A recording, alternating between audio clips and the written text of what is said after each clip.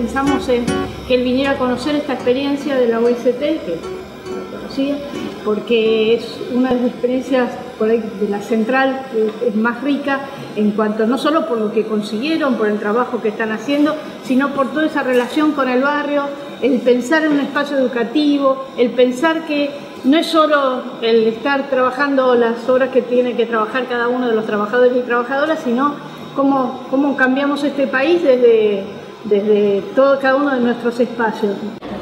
Nosotros estamos aprendiendo y hemos aprendido bastante. Una de las cosas que nos cuesta aprender es esto de lo que hace el capitalismo, es dividirnos permanentemente, nos hace pelear entre nosotros, tiene una práctica terrible en hacernos pelear entre nosotros. Entonces discutimos permanentemente en las asambleas y nos cuesta comprender a veces, porque nosotros decimos que el capital tiene una fuerza centrífuga tan fuerte que nos mete adentro de ese capital y nos cuesta salir. Entonces nosotros competimos entre nosotros. Los chicos, cuando le empezamos a hablar de educación popular y de compromiso barrial, el compromiso territorial, entran a mirar como diciendo, yo acá vengo a laburar. Yo vengo porque a mí me dijeron que acá se podía llevarme un mango y seguía yendo a McDonald's, seguía yendo al shopping y me compraba el mejor celular, y nosotros tenemos que empezar a decirle, bueno, a ver cómo pones un peso para esto que hablábamos de cómo se financia, ¿verdad?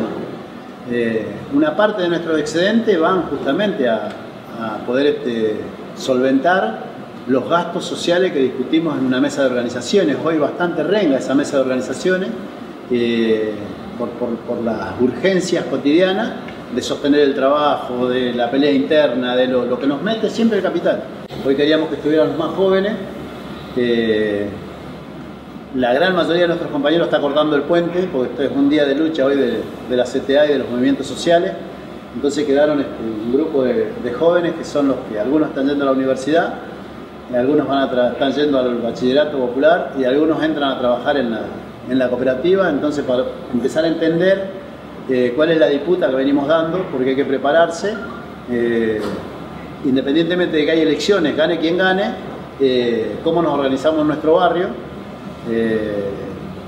cómo discutimos la necesidad de nuestro barrio, y cuando entran a la UST no entran nada más que a un trabajo, sino que entran a una forma de militar una búsqueda de un destino común, ¿no?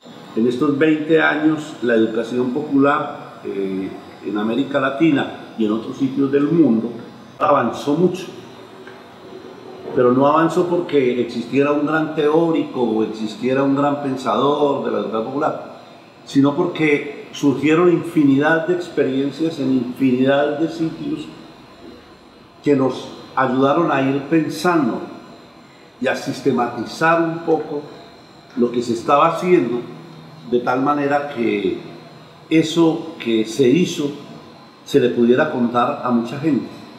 Ustedes son muy importantes para lo que ha pasado en la educación popular en estos últimos 20 años en América Latina. Y me parece que además tienen otro componente que le hace doble importancia y que estoy muy interesado un poco en que ahora me cuenten un poco más, y es incorporar el proceso productivo.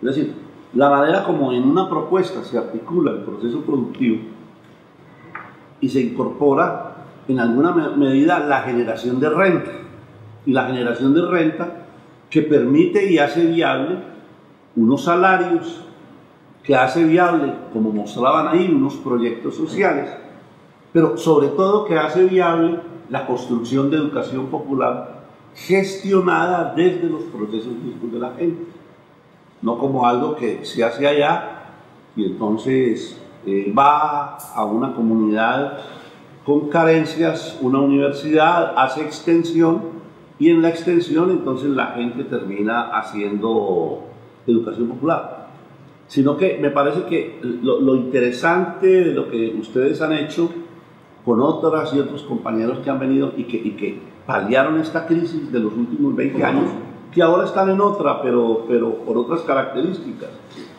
es que ustedes lograron hacer una integración de muchas cosas que la educación popular no había logrado. El gran problema hoy es cómo devolverle la ética a la política. Porque en alguna medida, si el pensamiento alternativo, el pensamiento crítico, llamémoslo de izquierda, no es capaz de restaurar la ética en la política, se va a acabar de deshacer todo lo que hemos construido. Pero hoy la educación popular es una propuesta educativa para toda la sociedad, para todas las educaciones. Hoy por eso tenemos educadores populares en las universidades. Por eso hoy tenemos educadores populares en los barrios. Yo diría, ustedes son unos educadores populares en las cooperativas, además enseñándonos cosas cuando ustedes comenzaban a ver cómo van girando hacia el medio ambiente. El primer postulado del buen vivir es que los humanos somos naturaleza, que esa separación entre la naturaleza y el humano, que es lo que ha causado las basuras, que es lo que ha causado la crisis del medio ambiente, el problema del agua que tenemos a nivel mundial, el problema del cambio climático, está generado en un mundo que consideró un poco por el pensamiento eurocéntrico, con el pensamiento de la Ilustración, consideró que el humano era el rey de la creación, pero ni siquiera el humano, el hombre, porque no eran las mujeres. Las mujeres fueron encerradas hace 4.700 años en lo privado. Entonces las mujeres se encargaron del cuidado. Y esas mujeres que se encargaron del cuidado, cuando se enfermaba alguien, el hombre que supuestamente era el que iba a lo público y se quedaba, a esa mujer le tocaba curarla. Entonces ella tuvo que, la relación de ella con la naturaleza era totalmente integrada. Entonces ella conocía la naturaleza. Entonces aprendió a hacer una medicina botánica hace miles de años. Pero cuando en Occidente comienza el predominio de la razón y la razón masculina, entonces las mujeres que saben de planta van a ser llamadas como brujas. Y son llamadas como brujas para descalificarlas, para sacarlas.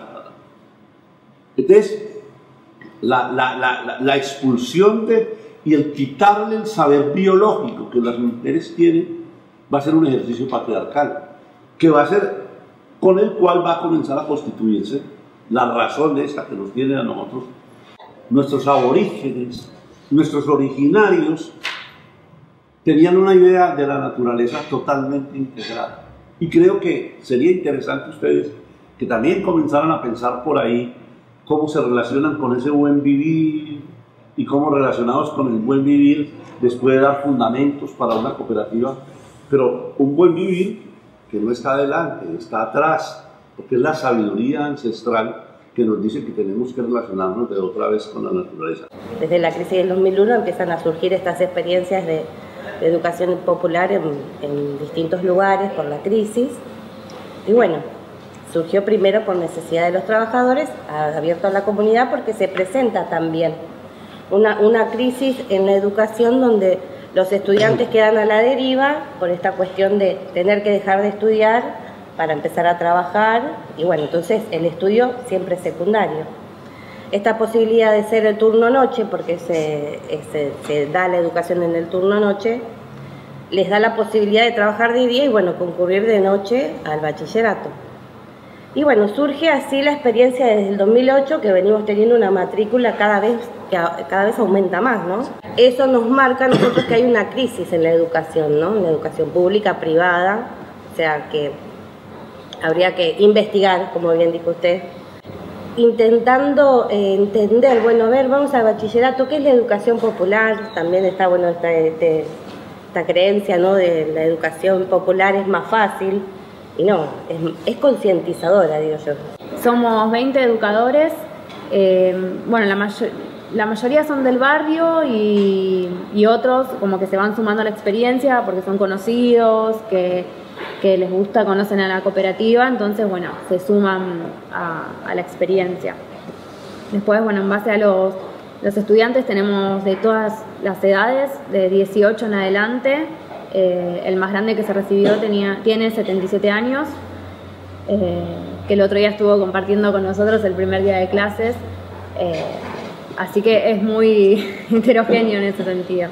Nosotros tenemos un proyecto pedagógico que bueno, que todos los profesores tienen que tener conocimiento y bueno, aceptar trabajar con nosotros, porque por ahí vienen de lo más formal ellos también y a veces es difícil que puedan como correrse un poco de ese lugar, ¿no? Entonces nuestra metodología tiene que ver por ahí más con esto de la construcción del aprendizaje, de corrernos por ahí del lugar de saber, de que nosotros también aprendemos con los estudiantes, con su historia, darle espacio para los momentos de reflexión. Tenemos asambleas, que ahí se toman las decisiones entre todos. Los alumnos proponen, nosotros los escuchamos, tomamos todas sus críticas también, porque obviamente que aprendemos de eso. Y después otra problemática... No, tal vez nosotros tenemos varias alumnas que son mamás. Ay, claro. Entonces, es una problemática. Sí, no sé si como una problemática así educativa, pero sí, o sea, que influye, claro, sí. Porque muchas veces tienen que estar con sus hijos, salir del aula, o sea, a nivel por ahí más intelectual se complica en eso. Pero después sí puede ser la deserción, pero más que nada porque la mayoría, como por ahí hoy comentaba Mario, prioriza el trabajo. Por ahí le sale algún trabajo y es en un horario en el que no llega a poder cambiar o modificarlo y como que deja de lado lo que es el bachillerato. O sea, como que prefiere el trabajo antes de por ahí de terminar el secundario, lamentablemente. Tenemos que tener la certeza de que la educación popular no es una educación pobre para pobres, es la mejor educación posible para cualquier habitante del planeta que intenta construir un proyecto de ser humano integral y que le apuesta a la construcción de sociedades sin explotación y sin dominación. Eso no se ha perdido. Frente al relato de ustedes, frente al relato de Mario, como el trabajo, la producción y el buen vivir es un triángulo virtuoso que nos ayuda a dar saltos cualitativos, ¿no? Que la educación popular no sea un enunciado de ser buenos hermanos y hermanas, sino que incida en otra vida. La economía se enseña en las universidades con un método de hace 200 años. Es lo único que todavía no ha evolucionado. Y no ha evolucionado no es por casualidad, no ha evolucionado porque sirve a un sistema que reproduce no solamente formas de vivir y economía, sino también educación. Entonces, la primera charla que armamos con los chicos, que me quedaban mirando medio extrañados, era vamos a traer a un universitario, economista, para que nos explique desde su visión qué es lo que enseñan en la universidad, y nosotros después decimos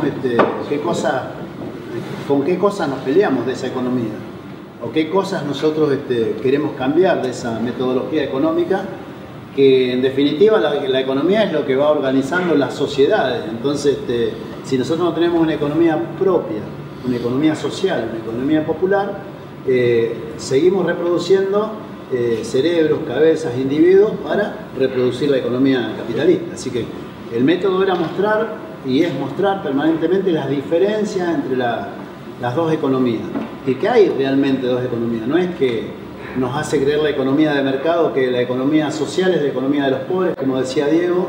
Diego ha escuchado tantas veces, ha aprendido y es profesor también en el bachillerato, un laburante de la cooperativa, hoy también da historia del movimiento obrero en el bachillerato. Digo, cómo nosotros fuimos aprendiendo y cómo intentamos concientizar a nuestros compañeros. La metodología es una muestra clara. Nosotros decimos que somos una muestra, somos lo que somos porque enfrentamos el poder económico de ese momento y enfrentamos la organización laboral y social de ese momento. O sea, porque lo que dice, no lo que decía, lo que dice el sistema capitalista es que se terminó el trabajo y se terminó el trabajo. Listo, ya está. ¿Qué quieren inventar? Se terminó el trabajo, los indemnizamos y se van. Eso dice el sistema. Nosotros nos peleamos con el sistema. Le dijimos, pero ¿por qué el derecho del capital está por sobre el derecho del obrero? Si el trabajo sigue estando. Nosotros queremos garantía laboral. Y el sindicato que eran amigos, son compañeros y demás, nos acompañaron en el conflicto hasta que nos indemnizaron. Cuando nos indemnizaron nos dice: Mario, podemos perder la personería jurídica. Nosotros, la empresa ya cumplió con lo que dicen las normativas, con lo que dice la ley 2744, con lo que dice la ley de contrato de trabajo. Ya está. O sea, nos acompañaron hasta la puerta del cementerio. No iban a entrar al cementerio con nosotros ni de casualidad. Y nosotros dijimos, lo único que dijimos en ese momento fue que les agradecíamos el acompañamiento y que le pedíamos que si no nos podían ayudar, no se metieran. Que no se metan y que nos dejen pelear con la empresa, porque si no, los íbamos a tener a favor de la empresa, debe a favor de los trabajadores. Si realmente eran compañeros, que no se metieran, porque sabíamos que el sistema los iba a empujar a meterse en contra nuestro. Y rompimos todo el esquema mental que tiene el sistema, ¿no? Pues nos decían, bueno, ¿y qué quieren ustedes? Queremos trabajar, pero ustedes no se conforman que les pagaron. No, no nos conformamos con eso. Nos conformamos. Entonces, ¿qué cosas más nos daban? Tiene que ver lo que consigamos con nuestra capacidad de lucha, con la correlación de fuerza. Y le hicimos todo juicio. Porque, ¿por qué me hacen firmar para pagarme la indemnización?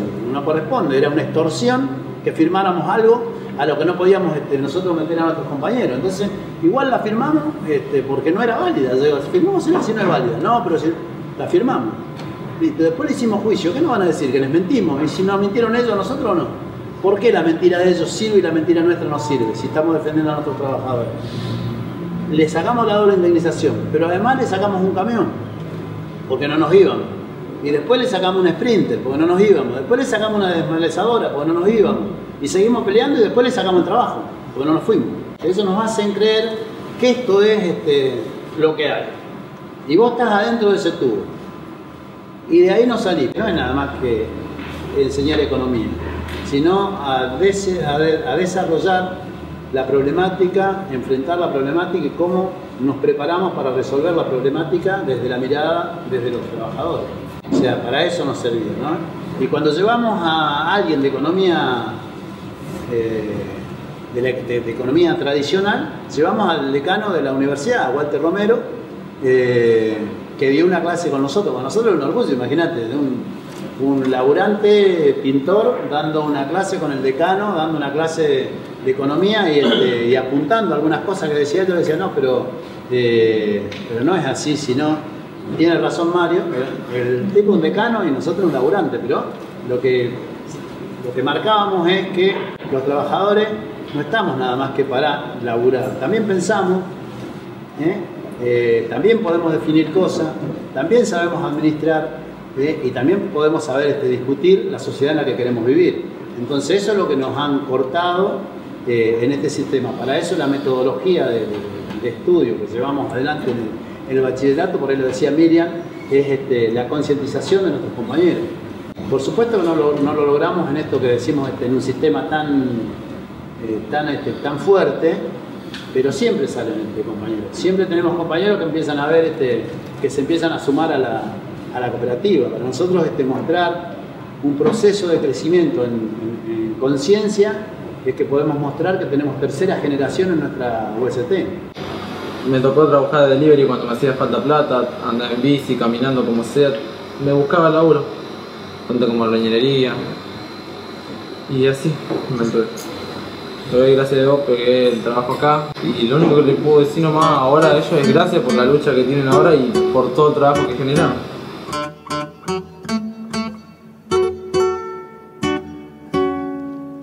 Las hormiguitas blancas y azules con su carguita cruzan la tierra.